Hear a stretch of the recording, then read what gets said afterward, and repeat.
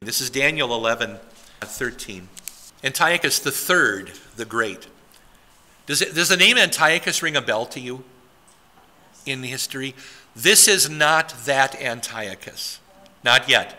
If you're thinking of Antiochus Epimenides, who was the madman in the Maccabees stories, that's Antiochus IV.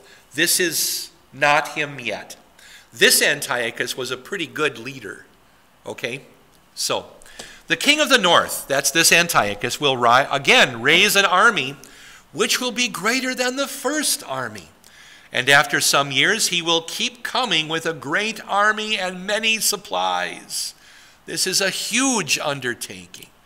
In those times, many will rise up against the king of the south. Violent men from your own people will lift themselves up in fulfillment of this vision, but they will fail. Who are your own people, O Daniel? Israelites.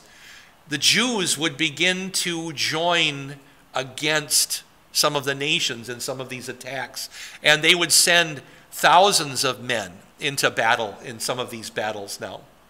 So we're beginning to see that the Jews have unwisely chosen to take sides. Why do I say unwisely? Well, and if your front yard is the battleground, and it keeps changing sides, is it wise to take sides? But you've got young men who are often belligerent who say, you know, if we joined them, they'll win and that'll end everything. Except that's not going to end everything. So in those times, this king of the south, we're now up to Ptolemy V. What title do you think the Ptolemies all had in Egypt? Pharaoh. And they all have statues where they're made to look like a pharaoh, also with the pharaoh's long beard and all of that. You know, a pharaoh always has a beard in a statue, even if she's a woman.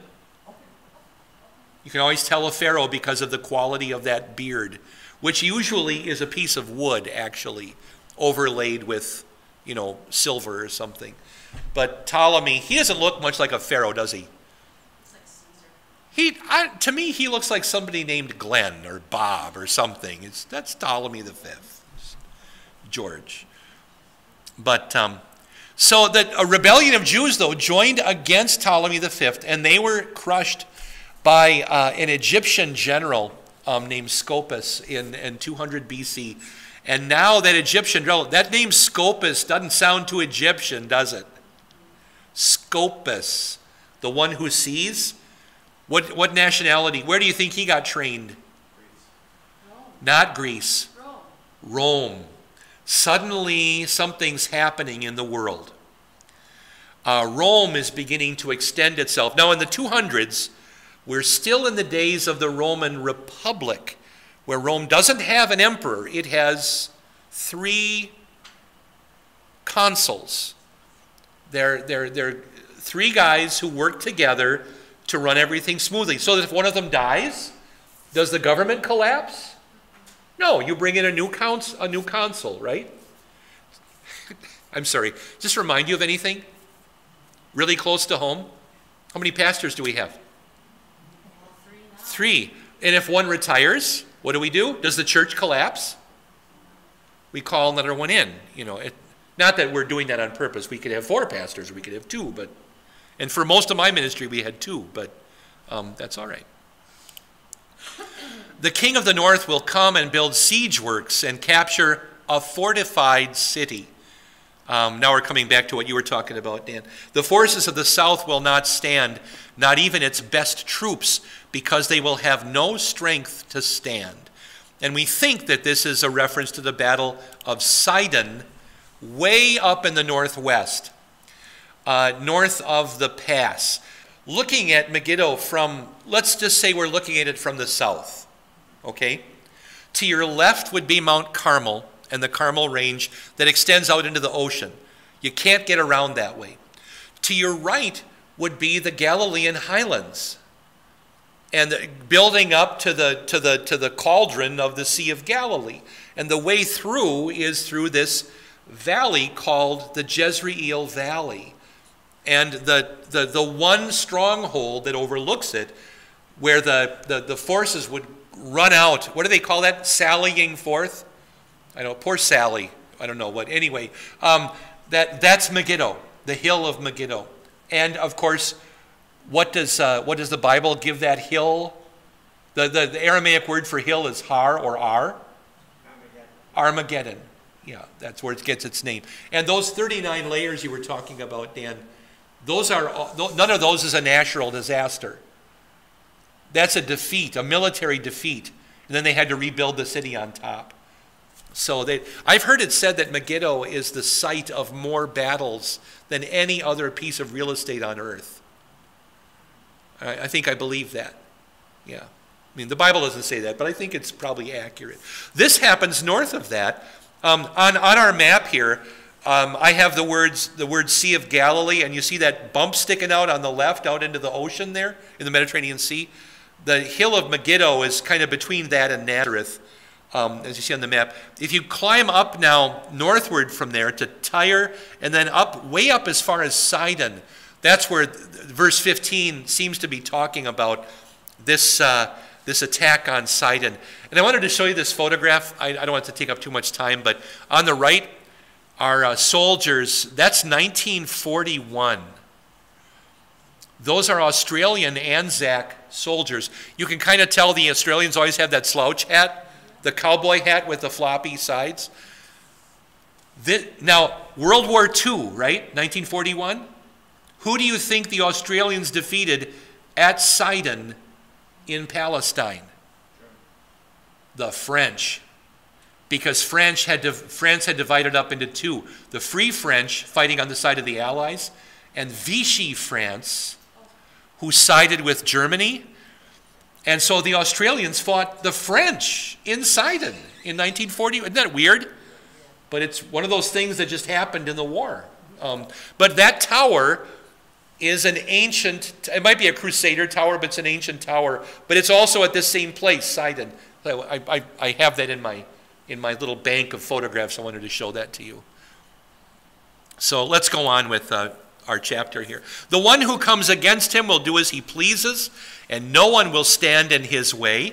He will stand in the beautiful land, and it will be completely in his power. I keep thinking Antiochus there looks like one of my professors from college. Can't think of which one.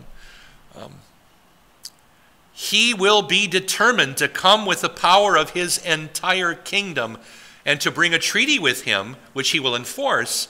He will give his daughter to the king of the south in marriage in order to destroy the southern kingdom. But his plan will not succeed or turn out to his advantage.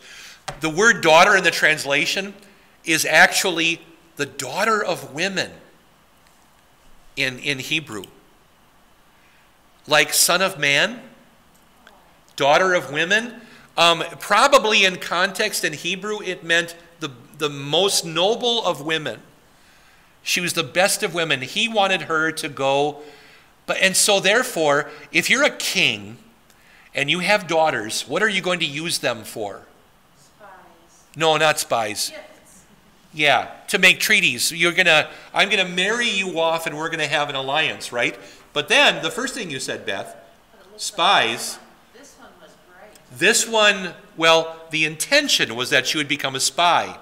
But she was trained as a daughter of women. A true daughter of a king would go and be an excellent wife to a king. What does she do? Her name is Cleopatra I. And rather than be her father's daughter, she becomes her husband's wife.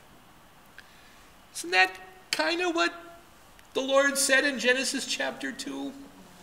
For this reason, a man will leave his father and mother and go and cleave unto his wife. Forgive the King James, but yeah. So Cleopatra was given in marriage to Ptolemy V in 194 BC, and nothing her dad had wanted her to do happened. She was a good wife to her husband. But what did she just do? She just became the queen of Egypt, the Pharaoh's wife. So what does she want to have happen? She wants her sons to grow up and become pharaohs. So that's what she does. And all of her female descendants will be named Cleopatra. 18. He will focus his attack on the coastlands and capture many. I got to come back and talk about coastlands in a minute. However, a commander will put an end to his insolence. Moreover, he will make him pay for his insolence. This commander was a guy named Scipio Asiaticus. He had a brother named Scipio Africanus, famous for battles of his own, and these guys are Romans. So more and more you have Romans coming in here, winning victories, and kind of tasting the delight and the magnificence of the Levant, of the East. You know, Rome is a mess and full of commanders who want, to be in charge of everything. Then they come out east and they're the big cheese in an even bigger country. So why not set up shop over here? These wars just drew in expert commanders. And all of a sudden, those guys looked around and said, wouldn't it be cool if I were Pharaoh? Or I were king of Syria or something? And that's what starts to happen.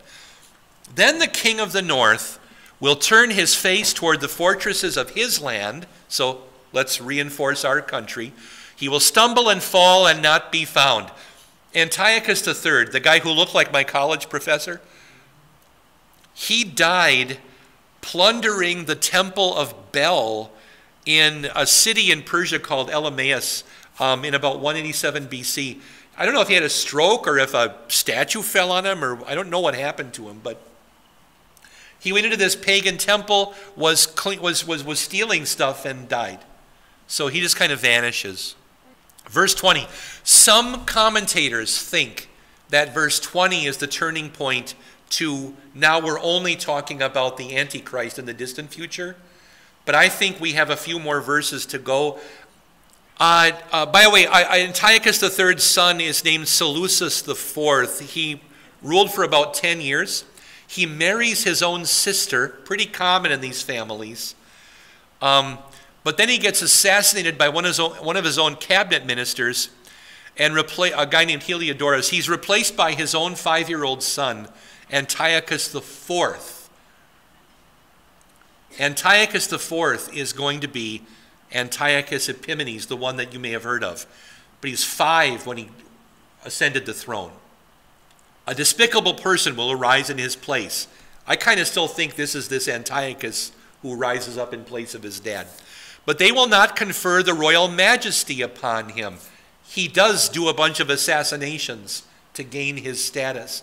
He will come when the kingdom is at ease and sees it through smooth, slippery talk. Does he ever sound like a weasel? I had a friend in my youth that I referred to as the weasel. He was one of my best friends, and I did not trust him at all because of his smooth, slippery talk. I always felt like I had a wolf by the ears when I was around him. You just don't let go, This is him, by the way, Antiochus Epiphanes, 175 to 164 BC. Can you see around the round curve of the bottom of his nose and up along the bridge? Does it look like it's been broken off and glued back on? That's because it has. As far as I've been able to find, there is no intact portrait, sculpture of this man in the world. Usually the nose is just gone to deface the statue. And if you were a Jew and had known what Antiochus Epiphanes did, wouldn't you break his nose, at least on the statue as well? They happened to find this nose and put it back on, but usually it's just completely gone. A powerful force will be over... I have to correct a mistake I made earlier. I think that I once told this class back in our Genesis days that it was Napoleon Bonaparte's men who shot the Sphinx's nose off with a cannon. Yes, you did. I believe that's not true. I now think, based on sketches Napoleon's own men made before Napoleon got there with the cannons, the nose was already missing. And that it maybe had been missing for a long time before then. So I apologize for that. I was misled by incorrectly written history. So, verse 22. A powerful force will be overpowered by him and broken, together with a leader of the covenant. Who might be a leader of the covenant? I don't know if we're there yet, but at least a high priest of the Jews. Somebody like that, somebody important. After an alliance is made with the leader of the covenant, the despicable person will act deceitfully. Remember, he's a, what did I say he was? A weasel. He's smooth, slippery talk. Yeah, he's a weasel. The despicable person will act deceitfully. He will rise up and become powerful with a small nation. So I'm going to make other alliances here and there. He will come to the richest parts of the province when it is at ease, and he will do what his fathers and his fathers' fathers did not do. He will distribute plunder and property to them. He will come up with plans against strongholds, but only for a time. Antiochus, instead of doing what his forefathers had done, which is when I win a victory, I keep all the riches. What does Antiochus do? He gives it away. He makes allies. That's a pretty smart thing to do. If I'm going to start making underhanded deals with this country and that country and whatever else, and I start giving them some of the spoils, they're going to be loyal to me, and this is going to come in handy later on. Smooth, slippery talk by this weasel. He will awaken his power and his courage against the king of the south with a great army. Why do you want to attack Egypt? I don't know. If any of you is ever king or queen of Syria, don't attack Egypt, okay? The king of the south will stir himself up for battle with a very great and powerful army, but he will not succeed because schemes will be plotted against him.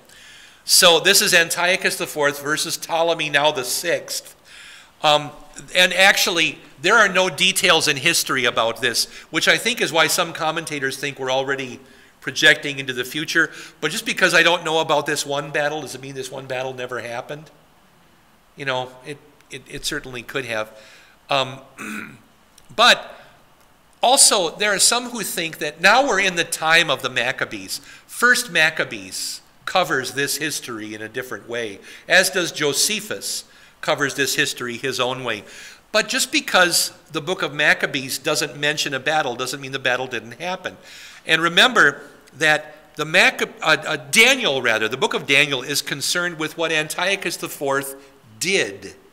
You know, he set up the abomination and so forth. The book of First Maccabees is concerned with the people who opposed Antiochus IV, not what his accomplishments were. So you see that that's a different point of view. You know, how many of you know all kinds of things about the accomplishments of Saddam Hussein? You know, because that's not our point of view, right? But I'm sure there were some. He was attempting to rebuild Babylon and other things like that. Okay, move on. Those who eat his special royal food will try to break him. Who are people who eat his special royal food? His family. Sure, his family and his intimate friends. If a king invites you to his table, the king might expect you to be loyal to him, right? Come and have my good food. I want you to be loyal to me. And these guys were, the apple doesn't fall far from the tree, right? They're weasels too, yeah. And his army will be swept away. So special obligations. But you know, when the king invites you to his special table, he may anticipate loyalty from you. Can we apply that to the Lord's Supper? The king invites us to his feast. We should celebrate that and be devoted to Christ. This is what he has given to us, the greatest gift. Much greater than an ordinary king giving, squid or whatever, to the people who sit at the table. That this is Christ's own body and blood that we have. We should take it very seriously. and give him honor and glory for that. Well, back to verse 27. The two kings whose hearts are bent to evil will sit at one table and lie to each other. But this scheming will not succeed because the end is still set for an appointed time. So, yeah, lying and lying. The king of the north will return to his land with a lot of captured possessions, and with his heart set against the Holy Covenant, he will take action and then return to his own land. So, let me just comment about this from a theological standpoint. Other nations that attacked Israel at different times were the Philistines, the Assyrians, the Babylonians, the Persians, right?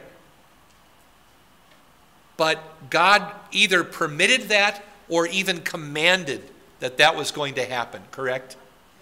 As a scourge to his people, the whole debacle in Egypt eventually, let's get you out of there and this and so forth.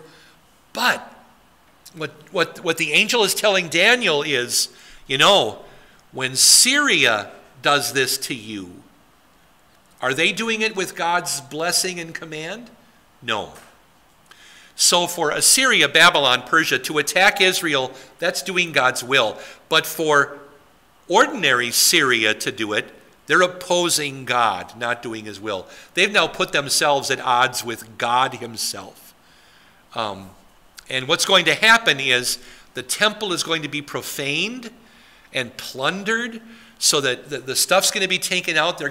Antiochus is going to end up setting up a pagan altar in the temple of Jerusalem. And many of God's people are going to be killed.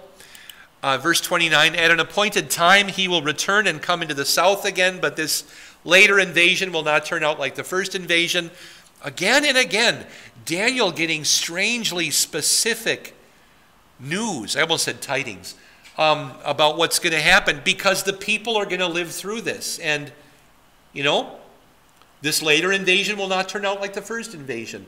If you were living then and you read Daniel, and you might say, you know, it's going to be okay. We're going to make it through this. A later campaign by Antiochus is going to result in a severe setback. Egypt is going to be helped by ships from Kittim. Kittim. The ships from Kittim will come against him, and he will be humbled.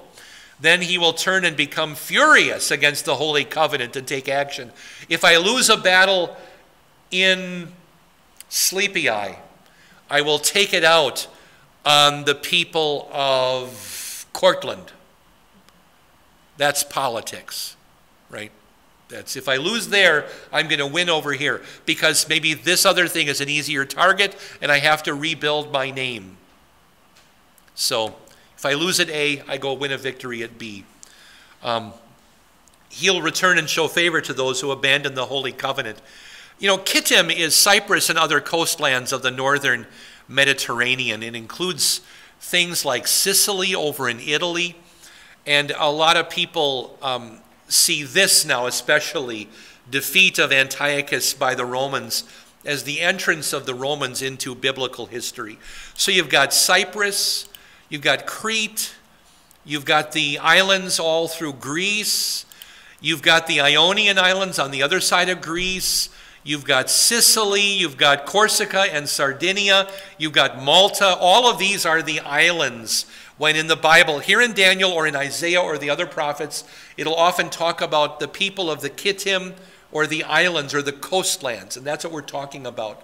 All of these islands had excellent navies, because if you're an island, that's what you have. And so they were called in, but some of them were from the Roman area. And now these Romans, the Sicilians and so forth, they're going to walk in here and be part of this with God's people. His forces will arise, profane the temple fortress, abolish the continual daily sacrifice, and set up the abominable thing that causes desolation. We have a couple minutes left. Is it okay if I just talk about this abomination and go through this? So this was an altar to Zeus set up in the temple of God in Jerusalem. And this would be the rebuilt temple that would be the temple of Zerubbabel. Okay, that's that temple. It's been rebuilt. And later on, it's been desecrated, and the Maccabees had to go in and retake it and all of that. And so what happens a little bit after this? Herod the Great will come in and say, you know what, let's redo this right. And Herod would add on to the temple for 4 decades and rebuild this edifice to something really spectacular. But in these times, it was still kind of a small little stone shack. Not all that huge, not like Solomon's masterpiece had been. Well, this abomination that causes desolation, the Hebrew phrase is shekutz shomem, the abomination of desolation. But if you look at the word shomem in Hebrew without the vowels, it looks identical to the word shamayim, which is the Hebrew word for heavens. Bereshit bara Elohim et hashamayim ve'et haaretz. In the beginning, God created the shamayim, the heavens, and haaretz, the earth. So shamayim and shomem look the same in Hebrew without the little vowel points, what my grandma used to call chicken scratches when she would laugh at me for studying Hebrew. So shomem. And shekutz is a word that gets used elsewhere in the Bible, like in 1 Kings 11:5 for Baal. He is the abomination, the abominable thing. And shekutz would be a pretty good substitute for the name of any deity. So it seems like maybe Antiochus called his statue Baal Shemayim, the Baal of heaven. And the Jews just renamed it Shekutz Shomem. Not the Baal of heaven, but the abominable thing of desolation. It's the way that they had to kind of turn things. And by the way, these are the very same Jews who take the name of Antiochus, who wanted his nickname to be the same as his father's. His father had been Antiochus III Epiphanes, the splendorous, the glorious. The Jews who knew Greek took one letter of Epiphanes and changed it from a PH to an M and called him Epimanes, which means madman. So that's the kind of thing that they did. And so it's been conjectured that this was the actual name that Antiochus called the altar, Baal Shemayim, and the Jews just called it Shekutz Shomem instead, but the abomination of desolation. And of course, who later talks about the abomination of desolation? Jesus. Jesus says, beware when you see the abomination of desolation in the temple. Know that on that day you should flee. And we'll stop it here at verse 31, and we'll pick it up then there again next time. God bless you all. You've been listening to Invisible Church, the Bible study podcast from St. Paul's Lutheran Church, New Ulm, Minnesota.